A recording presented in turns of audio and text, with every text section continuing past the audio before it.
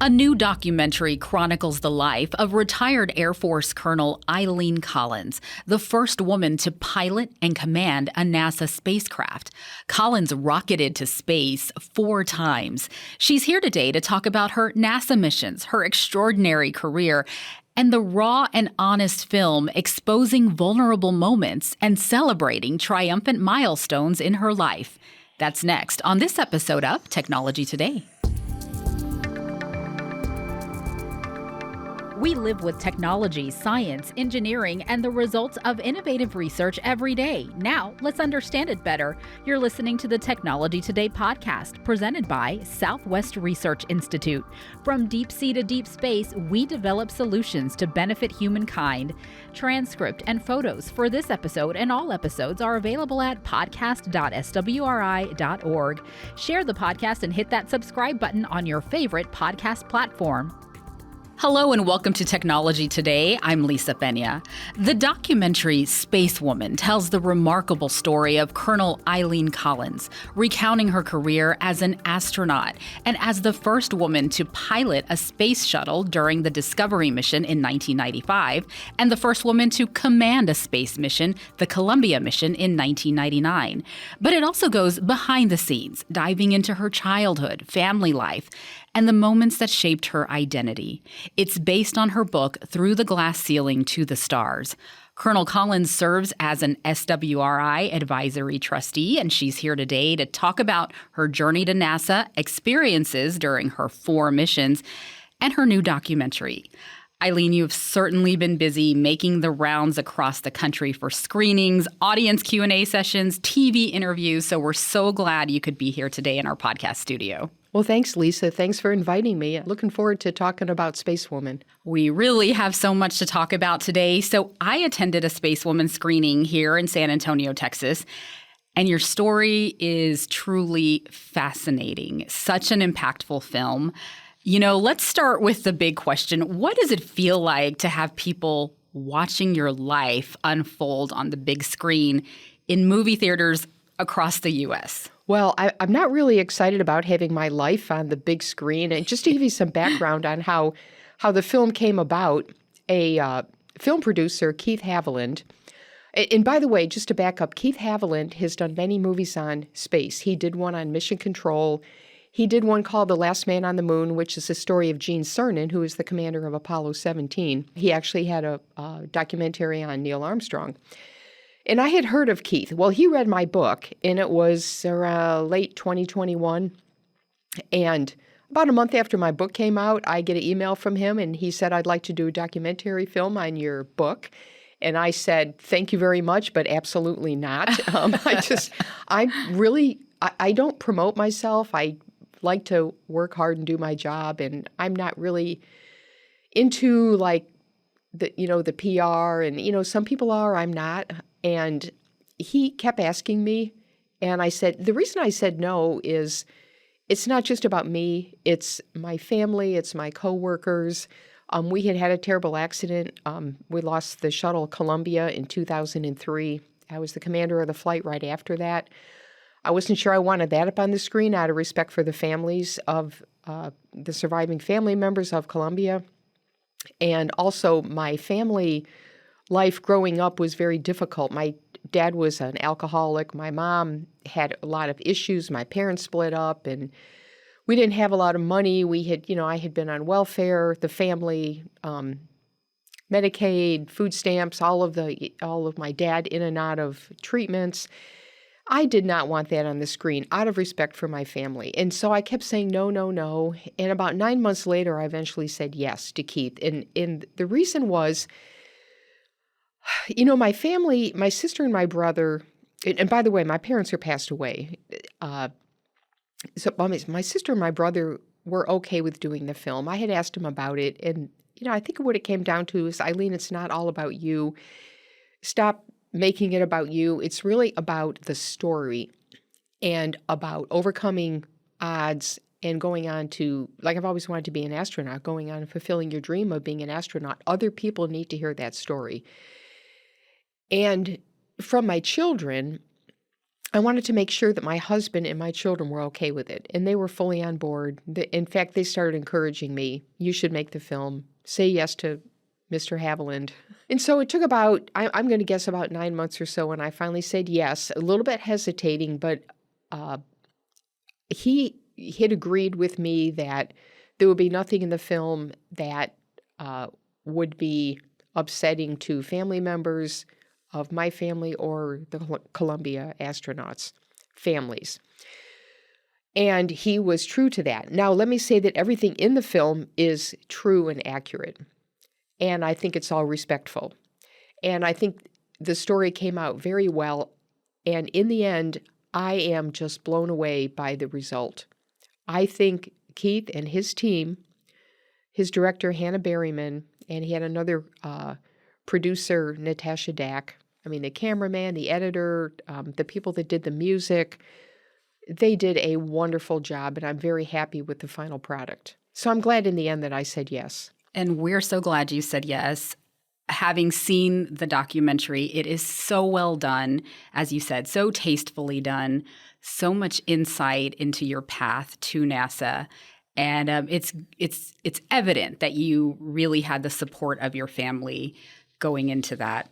Everyone is remarkable in the documentary.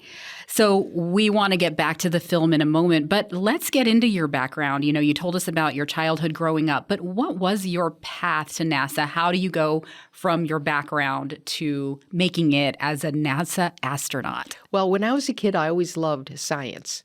And my mom took us to the library, and I would come home with stacks of books. I really was interested in, like any young girl, animals and plants and bugs and a little bit about the physical world. And so science fascinated me because of what we know. And then I got older, I was fascinated by what we don't know. And I reached a point in my life, I think as a teenager, where I started realizing that adults don't know everything. And there's a lot of things about the world that we still are learning, and our curiosity. And so I think I was always a very curious person. And I never really tried that hard in school, which is interesting. I ended up at community college after high school graduation, and I started asking myself, what do I want to do with my life? And this was 1974 that I graduated from high school, at a time when women did not choose to be pilots, didn't choose to, certainly there were no women astronauts back then. But I had learned about the Gemini and Apollo astronauts, of course, like everyone did going through school, and I thought they were the coolest guys ever. I wanted to be just like them. Looking at their backgrounds, they were engineers, they were pilots, military pilots, they were test pilots. And there were no women astronauts. I thought, well, maybe I'll marry one of these guys and, I can be part of the space program. But in 1978, NASA hired their first 6 women and they were in the first class of space shuttle astronauts. Total of 35 astronauts, 6 of them were women. I was in college at the time, and that's when I decided I am going to apply to be an astronaut. Now, the other thing that was going on parallel with that was that the military services were opening up flight training to women. And the reason you didn't see women as astronauts before 1978 was that really the pipeline was always military pilots, and women were not allowed to fly in the military. That changed, and I was in one of the first classes to go through Air Force pilot training, became an instructor pilot, a cargo pilot. I was able to do great job. I taught at the Air Force Academy in the math department for 3 years. I went through test pilot school, became a test pilot. So that sort of all led into having I'm going to say the background not only to be eligible, but to be competitive as an astronaut, which I applied in 1989. And it went from there. And by the way, people ask, why were there no women shuttle pilots before 1990? There were many women mission specialists, but the reason there were no pilots is really to be competitive as a space shuttle pilot, you needed military test pilot experience. And because the military was so slow accepting women, there were just very few. And for me, the timing worked out. And I think the reason I was the first in the shuttle program was just because of the timing. So really the opportunities And your goals, as you said, aligned at the right time and got you there to NASA where you wanted to be. So, you've been to space 4 times. What does it feel like physically to be in space? We all know about weightlessness, but what is something we might not know? Well, the first thing that I am thinking of is space tourism will be extremely successful. I believe that the human experience that I want to say a human body has in space is so interesting and so different and so fascinating. It's magical. I mean, there's really, magical doesn't even go far enough to describe the feeling that you get. Now, the first day, maybe people do know about this, but your first minute, 5 minutes, 1 hour in space is very uncomfortable. The fluid shift is very uncomfortable. Your face is very fat. Your legs get skinny, which is okay with me. Yeah. But face gets fat, like your shirt from your suit or what, if you're wearing just regular clothes, floats up around your neck and your mouth, and you start losing things. And it's almost like trying to roller skate for the first time. How do I get around without being very awkward and bumping into the walls and bumping into switches, bumping into my crew members? It takes a person at least a day to learn how to control your body movements to get around. And then to get really good, I think it takes, it's almost a nonlinear experience. You start getting better and better and better at a faster rate. And I'd say for me, after I've been up there about 4 days, I feel like I can do everything. And some of the long-duration astronauts say it really takes months to get fully adapted. But something people may not know, really, I think people know through hearing the astronaut stories what it's like to go up, but something strange happened to me when I came back down after my first flight. My first night sleeping at home in my own bed, I woke up that morning and I had lost the feeling in my arms and legs. The nerves that go into your skin where you feel like when you touch your skin, you feel that you're being touched. And I couldn't feel anything. And no one had told me about that. And I thought, whoa, what is happening to me? I feel like I'm back up in space again. I can't, like laying in bed, I couldn't feel the bed. I felt like I was still floating. And I slowly got normal again. I talked to the flight surgeon about it, and he said, oh, some people do have that feeling. It's a little bit eerie. And no one ever told me about it. So I started telling the rookie astronauts who went up after me, if this happens to you, and it didn't happen after my other flights. It was just after, maybe very small. So there are some things that, everybody's different, which is why it's important to have many people go up into space, many different people, old and young and different backgrounds, civilians as well as military people, and see, we take data on our bodies, eyes, ears, we take blood samples, urine samples, and we see the changes that happen to the human body. And people are different. Some people have problems.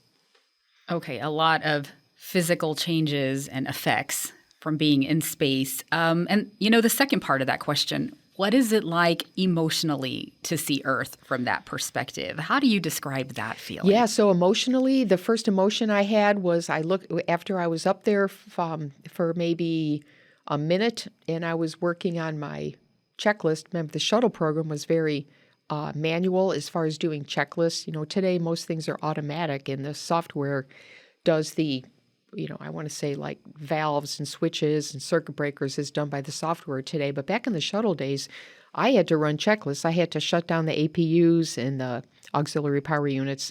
I had to tie main buses. I had to purge and vent the main propulsion system.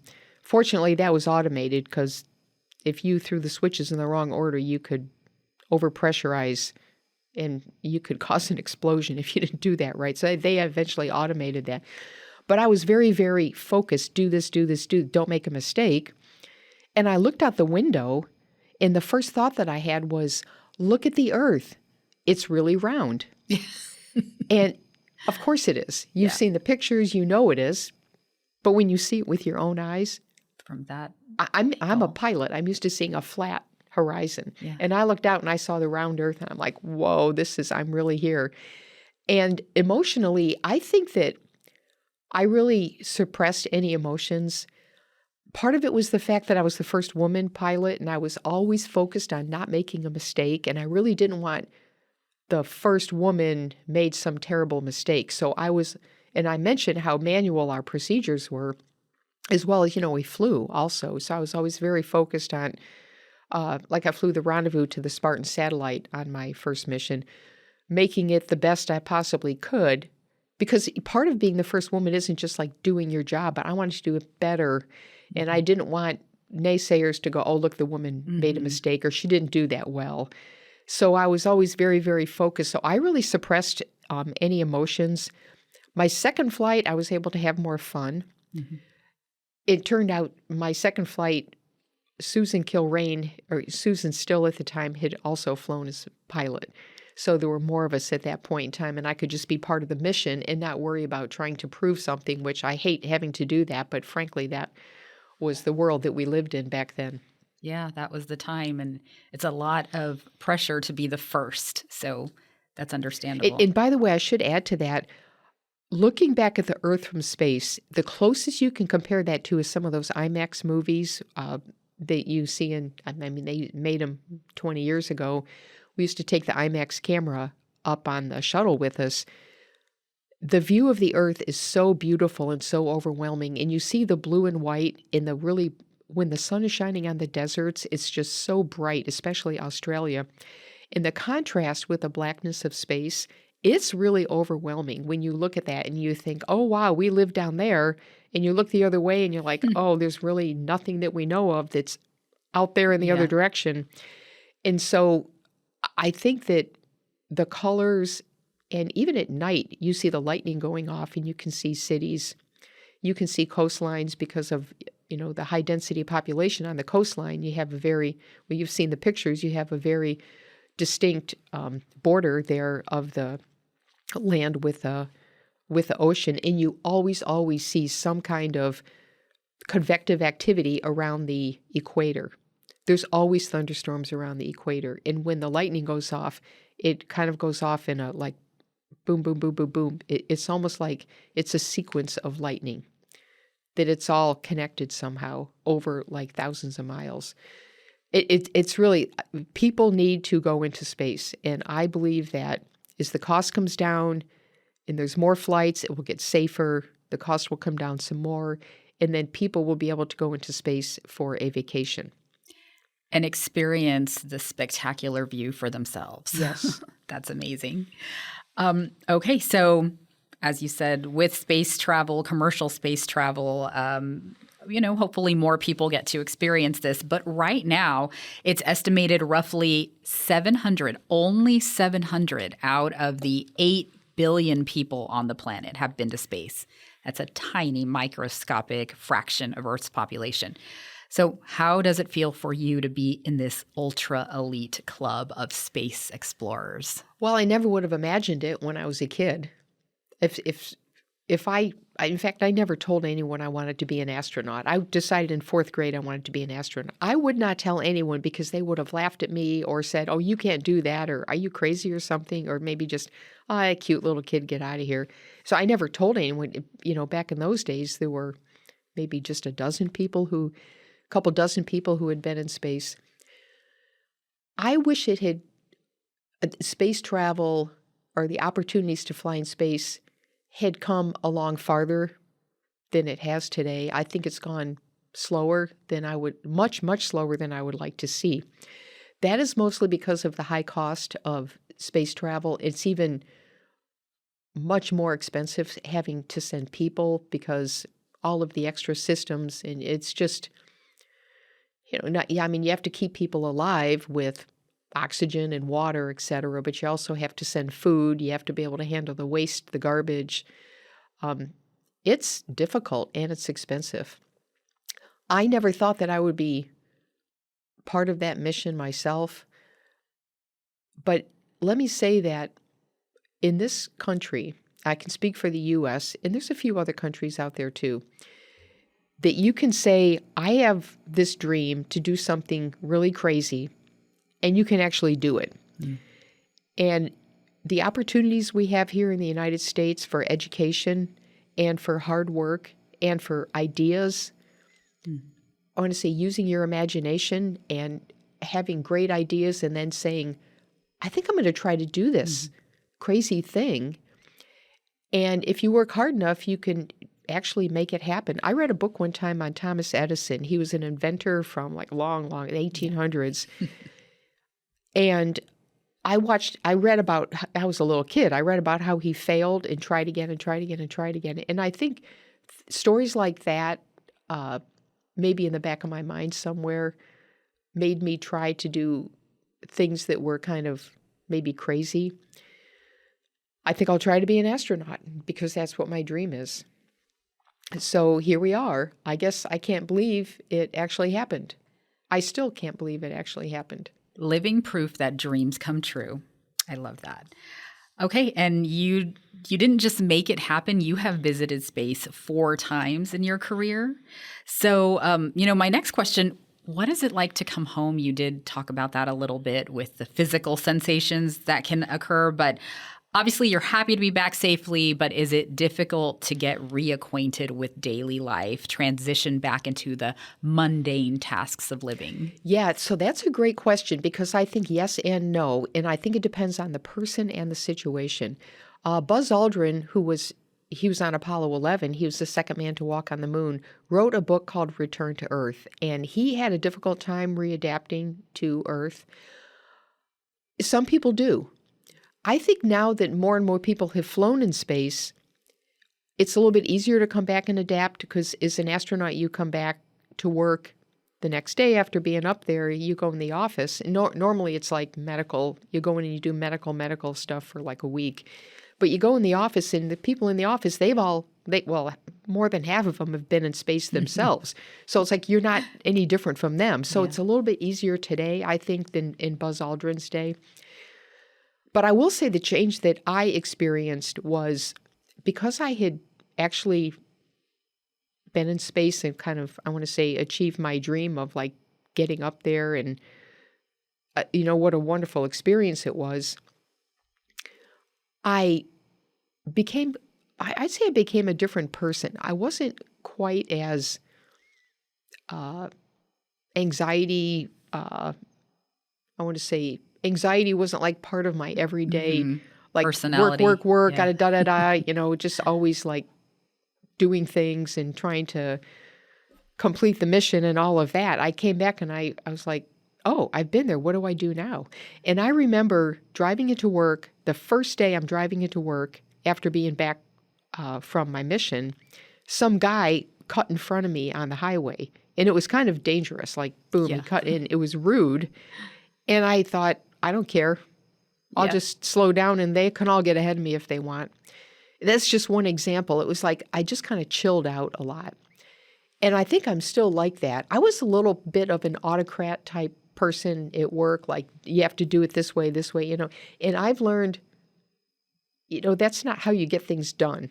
You slow down, listen to people, and maybe your way is not the only way. No, I think I just kind of chilled out a lot after. Yeah, I'm not that's sure why interesting. that is. Maybe once you saw the big picture, you took a step back, saw Earth for what it is. Yeah, I'm not sure. I'm not sure why that is. I had not had children yet. I was married, but I came back and my husband, he's an airline pilot, so he went back to work and I'm kind of back in my typical routine. After I had children, my second flight, I came back and my daughter was 1.5 years. I went right back into the mom mode. No breaks. Naps and diapers and in taking care of her. I went right back into the mom mode. So I think it's a little bit easier today to readapt to coming back to Earth. So shifting gears a little bit, the NASA tragedies, the Challenger and the Columbia disasters are covered in the documentary, as you mentioned at the top. How did you overcome the reality that being an astronaut can be dangerous work, especially after you had your children? What motivated you to push beyond any doubts or fears? So I think the answer to that question goes back to my military roots. As a pilot, I was 21 years old when I went through Air Force pilot training. we lost the times I was at Vance Air Force Base. We had several ejections, and the crews came down safely. And we had 2 accidents in particular where 2 of our pilots died. In many of those cases, there was reason to avoid those accidents for a variety of reasons. And I think I developed, throughout my time as a pilot, I developed those things happen to other people. They don't happen to me. They don't happen to my crew. We have control over what we do and what our mission is. Although the real truth is you don't have control over everything. But I think I had this maybe a false sense of security of those accidents happen to other people, they don't happen to me. Think about yourself driving a car around the highway here in, whatever city you live in, and you just think the accident's not going to happen to me. It happens to somebody who, maybe they're going too fast, or maybe they're not checking the rearview mirror or something like that. So I think it has something to do with a false, I'm going to say confidence, but in the back of your mind, it's a false sense of confidence. But the odds were you're going to be okay. The odds were with us. And we saw what happened with Challenger. They had the burn through on the O-ring. Well, that problem was fixed. And then we saw what happened with Columbia. They had a breach in their heat shield. It was a crack or a hole or whatever. We never saw it, but we know there was a breach in their heat shield. And, of course, the wing broke off in Columbia. That was the cause of that accident. So, we're going to fix those problems. We're not going to fly again until all those problems are fixed. So I think it was a combination of those two, like the confidence that you have. And I could go into a whole theory on this. We don't have time for that, but there's a whole theory on near misses. When you go through flight training, you have near miss, near miss, near miss, which I've had a lot of near misses. Like, oh yeah, I made it through those near misses, and then your confidence goes up. And then, of course, there's the studying the accidents and fixing the problems from the past. So I think, let me say one other thing that's really important. The mission that we are doing is worth the risk that it takes. So we are exploring space. We're learning how to get people off planet Earth, living in space, eventually living on the moon, living on Mars. That is important for humanity. And if we all decide I'm just going to stay here at home and live in my nice, comfortable home and never go out and learn anything new, that's not good for humanity. In fact, that's not even the human spirit. Like, we are explorers, and we go out, we take calculated risks. And there's an old saying, Laura Clark, who was on the Columbia, who unfortunately lost her life, she had a plaque in her office. She was a Navy officer, and the plaque said, if I remember this correctly, and I might be an exact quote, it goes like this: "A ship is safe in the harbor, but that's not what ships are made for." And she had that quote in her office, and she was an explorer, in her nature also. And I think that's who we are as humans, and we're going to keep exploring even if we continue. God help us, we don't have any more accidents, but we will continue to explore. Takes guts and takes vision. Okay, so you famously commanded the return to flight mission, and that must have been scary, for lack of a better word, but it was the first flight after the Columbia disaster, and a problem cropped up. So could you explain the issue you tackled and how you solved it? Yeah, this is really important, and I want to thank Southwest Research Institute for being part of the return to flight mission. It was February of 2003, so yes, it was a long time ago, but the lessons are still worth learning about.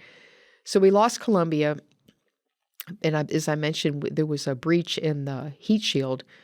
We lost Columbia. My crew was the next one scheduled to go up 5 weeks later, and I was the commander of that flight. It was going to the space station. Well, I knew we weren't going to be flying in 5 weeks. It was going to be years before we get the shuttle flying again. The part that Southwest Research Institute played is in support of the NASA and the accident board set up a ground test apparatus, which was a space shuttle wing. We thought that the cause of the breach in the heat shield was some foam that had fallen off of the fuel tank, came down, hit the wing on ascent, and that was true. So here, in San Antonio, what you set up was it was like a gun that was firing pieces of foam at a space shuttle wing.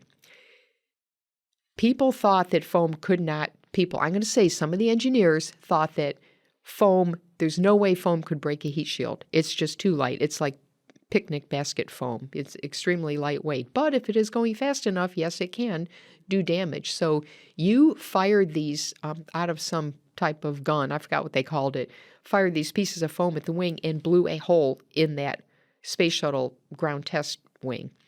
And I remember the next day, back when we had the Houston paper, the paper shows up at my house and it said, "The Smoking Gun" was the title. So the smoking gun was, yes, the foam can put a hole in a heat shield. And I want to thank Southwest Research for doing that testing. Well, the question you asked me was about the flight that we eventually went up on the next flight, which was 2.5 years later. As the commander of that mission, I had to have confidence that foam was not going to fall off that fuel tank again. Secondly, if it did fall off the tank, it wouldn't hit us, but if it did hit us, we could see the damage because Columbia had no way to see their damage. And then, do we have a repair method? And if we can't repair it, do we have a rescue space shuttle that could come and bring us home? I was happy with all of the procedures that we put in place to keep my crew safe. Well, guess what? A piece of foam fell off my launch from a different part of the tank. And so we actually failed in fixing the foam problem, which is why we will never again, I say we, spacecraft designers will never again design a spacecraft where the heat shield is exposed to falling debris. Because I will tell you, space launches will always have stuff falling off of them. If you watch a launch close up, you see stuff falling off of the rocket. I mean, little pieces of ice, little pieces of foam, little pieces of debris. We must keep heat shields up on the top where they're protected. So the space shuttle design although it was very versatile, it was also very risky. So I think that's how I'd answer your question. I felt that we had fixed all those problems, but we had not. So we had to go back to the shuttle was, after my flight, it was grounded for a year again. And they fixed the area where the foam had fallen off on my flight. I'm not going to go into all of those details, but... So the documentary covers this extremely well, and really that's I would say a highlight of the film is seeing how that was tackled in space, how that was solved.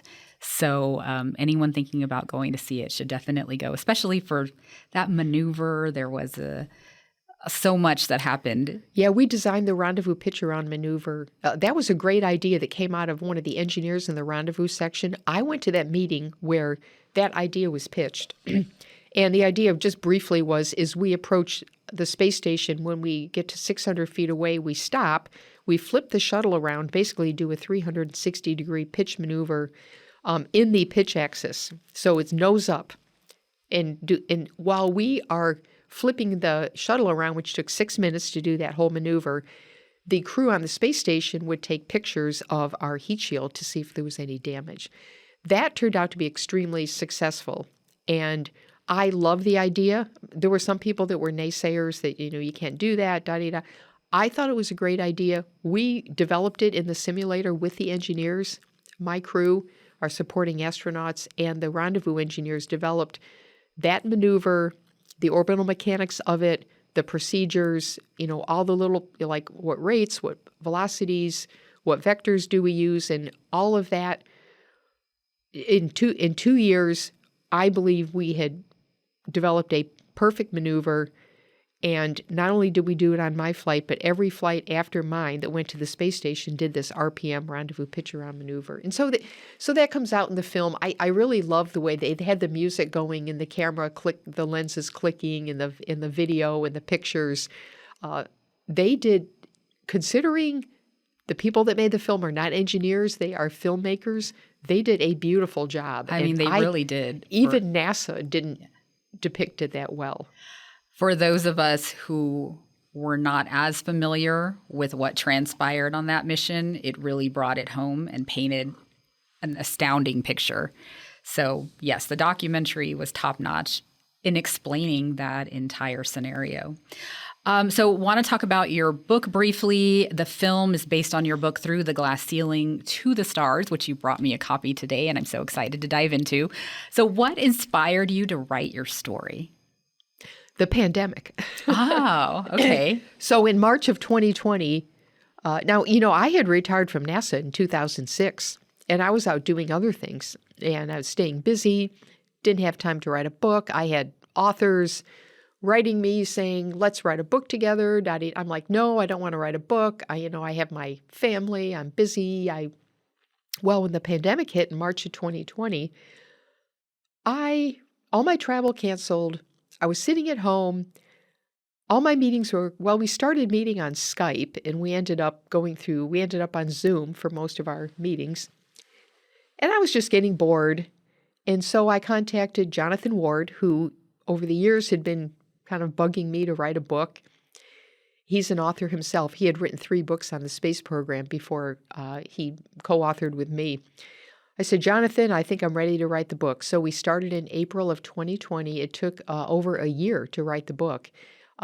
Jonathan and we had a literary agent, James Hornfisher, which, by the way, you should look him up. Jim Hornfisher is a historian. He had his expertise is World War II, the war in the Pacific, and he helped us get a publisher, Skyhorse.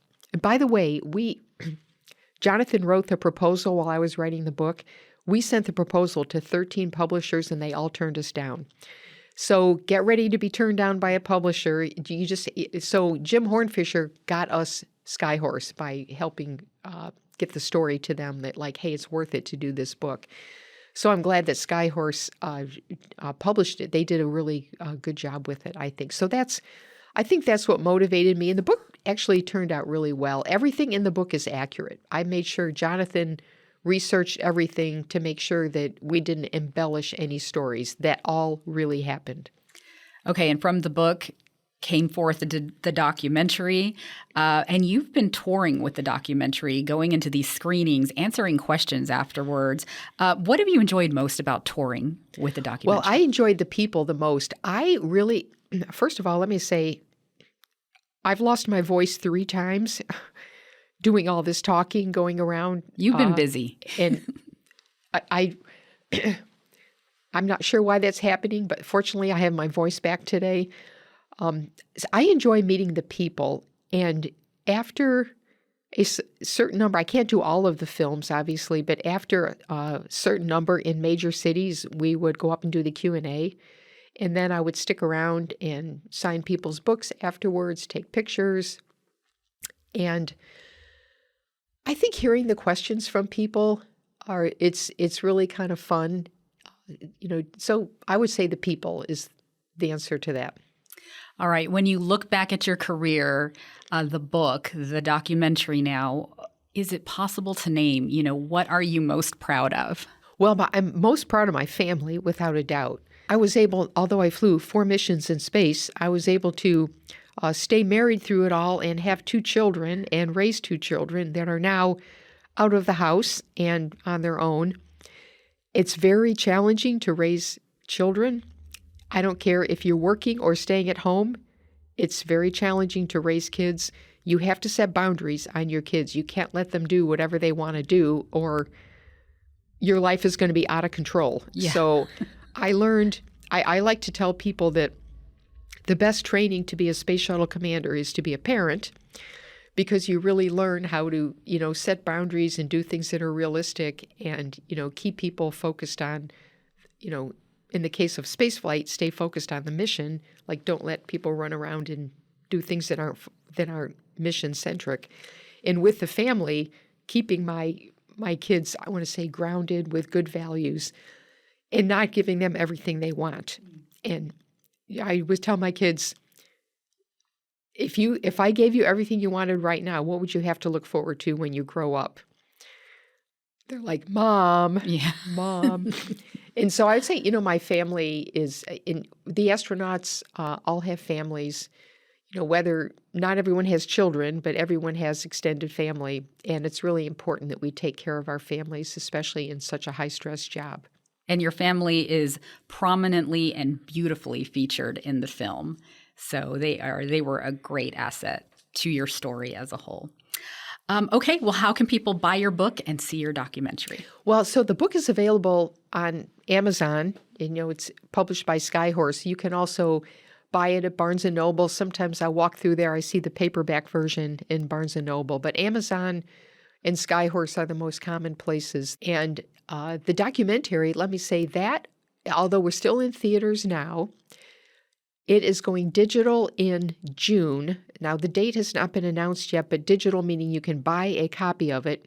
They don't make DVDs anymore for most of these films, but you can buy a digital copy in June. In July, it is going to streaming.